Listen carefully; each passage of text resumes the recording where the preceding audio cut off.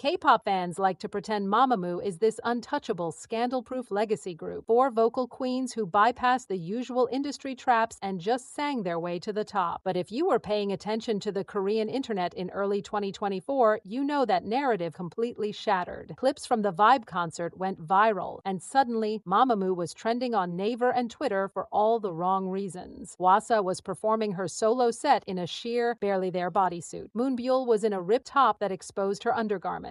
The conservative Korean media absolutely lost their minds. KBS, the massive state-run broadcasting network, didn't just slap them on the wrist, they effectively banned those specific performances from being aired. You had right-wing commentators calling it a public indecency scandal, while international fans were screaming about double standards and misogyny. But to really understand why this group became such a polarizing lightning rod, you have to realize this wasn't just a wardrobe malfunction. This was the boiling point of a decade-long tension between MAMAMOO's raw, unfiltered approach to their bodies and their art, and an industry that desperately wants its women sanitized. Let's rewind. The idea that MAMAMOO was ever safe is hilarious if you actually lived through 2017. Back then, they were building a reputation as the variety show queens, but their unfiltered humor crossed a massive line on an episode of Radio Star. Moonbyul and Hwasa were doing a parody of Bruno Mars, and it spiraled into a blackface incident. They darkened their skin with makeup for the bit. Now, in the international K-pop sphere, fans were horrified, but the domestic reaction was a completely different beast. Korean netizens were deeply divided. A lot of people defended them, saying it was just a harmless, ignorant joke typical of older Korean variety shows. But you also had a massive wave of younger fans who were genuinely disgusted. The girls had to apologize, RBW put out a generic statement, and the international fandom swept it under the rug. But it established something crucial about MAMAMOO. They were playing by an old-school pre-globalization rulebook, and they were going to get burned by it. They wanted to be the funny, unpretentious girls next door, but they kept stepping on cultural landmines to do it. Then comes Hwasa. You cannot talk about MAMAMOO controversies without talking about Hwasa, because she essentially became a one-woman culture war. In 2018 and 2019, she was on every variety show, and she was constantly getting dragged in Korean comment sections for two things: her skin color and her body. The backlash got incredibly toxic when netizens accused her of tanning too much to look like a Southeast Asian person, which carries a lot of ugly colorist baggage in Korea. Then there was the infamous double eyelid tape incident. Hwasa wore visible eyelid tape on a music show broadcast. Instead of ignoring it, Korean netizens launched a coordinated attack, accusing her of mocking the natural monolids of other Koreans. People were sending her death threats over makeup. It was unhinged. The irony is that Western media was busy writing think pieces about how Hwasa was destroying toxic Korean beauty standards, while actual Korean netizens were trying to cancel her for existing outside of those exact standards. She was caught in this bizarre crossfire where she was simultaneously too Korean and not Korean enough. It exhausted her. She literally had to go on stage and tell fans she was Korean, she loved being Korean, and she wasn't trying to look like anything else. When your fans are forcing you to defend your own ethnicity on live television, something has gone horribly wrong with the fan-idol relationship. While Hwasa was fighting the beauty standard wars, Solar, the supposed clean leader, was dealing with a purely corporate scandal that pissed everyone off. In 2019, Solar was announced as the ambassador for a diet pill company called D+.